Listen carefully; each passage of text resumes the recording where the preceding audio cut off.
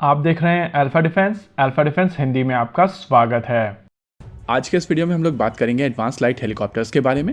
इन helicopters को लेकर पिछले कुछ समय से एक डिबेट शुरू हुआ था कि इसमें डिजाइन फ्लॉज हैं और इसी वजह से इन हेलीकॉप्टर्स के इतने ज्यादा एक्सीडेंट्स हो रहे हैं।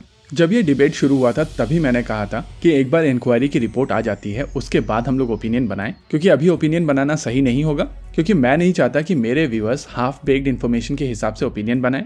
और मेरी तरफ से हमेशा कोशिश की जाती है कि मेरे व्यूअर्स जब भी डिबेट करें तो वो इन्फॉर्म डिबेट्स हों, क्योंकि इंडिया में जब भी डिबेट्स की बात आती है तो हमारे यहाँ मेजरली डिबेट्स चाहे वो पॉलिटिकल हो, नॉन पॉलिटिकल हो, डिफेंस से रिलेटेड हो या फिर स्पेस से रिलेटेड हो, वो रेटोरिकल हो जाते हैं। और इसी वजह से जिन लोगों को ज्यादा जानकारी होती है वो इन डिबेट्स में जाते ही नहीं है, क्योंकि उनको ऐसा लगता है कि इन डिबेट्स का कोई एंड नहीं है और एंड ऑफ द डिबेट ये जो रिटोरिकल आदमी है वो आपको गाली देके चला जाएगा। पर्सनली मैंने कुछ समय से इन डिबेट्स में जाना बंद कर दिया है और अब जब मुझे कोई इन चीजों को लेकर डिबेट में इनवाइट करता है तो मैं पर्सनली इन चीजों को अवॉइड करता हूँ। देखिए, अगर इंडिया के ऑडियंस पैटर्न को आप समझेंगे तो आपको समझ में आएगा कि इंडिया में ऑडियंस वही सुनना चाहती है जो उनका बिलीफ है, और उसके खिलाफ अगर आप कोई चीज कहते हैं तो आपको कोई पसंद नहीं करता है। पर्सनली मेरा बिलीफ पॉपुलर बिलीफ नहीं है और मुझे उससे कोई फर्क नहीं पड़ता, क्योंकि मैं आपको वो चीजें बोलता रहूंगा जो आपको पसंद नहीं है, क्योंकि मुझे YouTube से ना पैसे चाहिए और ना मुझे मिलियन फॉलोअर्स चाहिए। मेरे पास एक फुल टाइम जॉब है, मैं उसमें बहुत खुश हूँ, लेकिन मैं ये कोशिश करता रहूंगा कि मेरे व्यूअर्स ज्यादा इन्फॉर्म डिबेट्स में जाएं।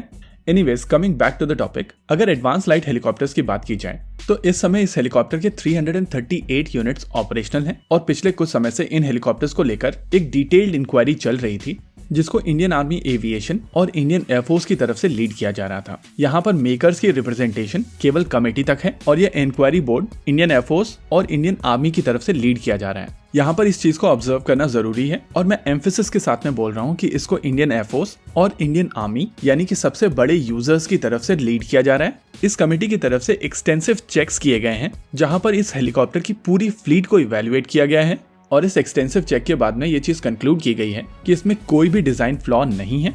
नेचुरल है कि इस स्टेटमेंट के बाद में एक फॉलो ऑन क्वेश्चन होगा, जहां पर पूछा जाएगा कि एग्जैक्टली हुआ क्या था और अगर इसमें डिजाइन फ्लॉज नहीं है तो ये 2 एक्सीडेंट्स क्यों हुए थे। हालांकि पुराने एक्सीडेंट्स को लेकर भी बातचीत की जाएगी, लेकिन ये 2 एक्सीडेंट, एक नेवी का और एक जो कोचिन में हुआ था, वो ज्यादा क्रूशियल हो जाते हैं। पहले क्रैश के दौरान जो फॉल्ट था वो वॉशर से रिलेटेड था, जो सही तरीके से फिट नहीं किया गया था, और दूसरे क्रैश में इसमें यूज की जाने वाली रॉड्स को इम्प्रॉपर तरीके से फिक्स कर दिया गया था। हालांकि यहाँ पर यह चीज क्लियर नहीं है कि किस रॉड की बात हो रही है, लेकिन रिपोर्ट में कहा गया है कि जो रॉड यूज की गई थी उसको इंटरचेंज कर दिया गया था।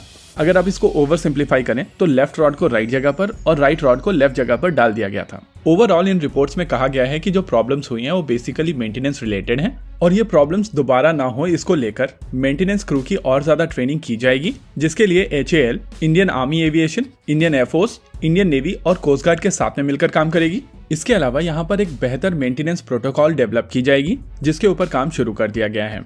देखिए, ALH को लेकर एक चीज हम लोगों को समझनी पड़ेगी कि इस हेलीकॉप्टर को कुछ इस तरीके से डिजाइन किया गया है कि ये सियाचिन ग्लेशियर जैसी ऊंचाइयों पर काफी आसानी से ऑपरेट कर सके और इसको स्पेसिफिकली माउंटेनियस टेरेन के लिए ही बनाया गया है। लेकिन अगर आप नेवल रिक्वायरमेंट को देखेंगे तो इनकी परफॉर्मेंस को सी लेवल पर बेहतर होना चाहिए, यानी कि नेवल रिक्वायरमेंट और आर्मी एविएशन रिक्वायरमेंट काफी अलग रिक्वायरमेंट्स होती हैं और इसी वजह से इन दोनों रिक्वायरमेंट के लिए बेसिकली 2 अलग अलग तरीके के हेलीकॉप्टर्स के ऊपर काम किया जाना चाहिए। यही कारण है कि IMRH के केस में इंडियन नेवी के लिए DMRH और इंडियन एयरफोर्स के लिए IMRH के ऊपर काम किया जा रहा है। देखिए, ये चीजें तभी पॉसिबल हैं जब आप अपना खुद का डिजाइन बनाते हैं और किसी दूसरे कंट्री के डिजाइन को अपना नाम देकर रीब्रांड नहीं करते हैं। इसी के साथ आज के इस वीडियो में रखते हैं केवल इतना ही।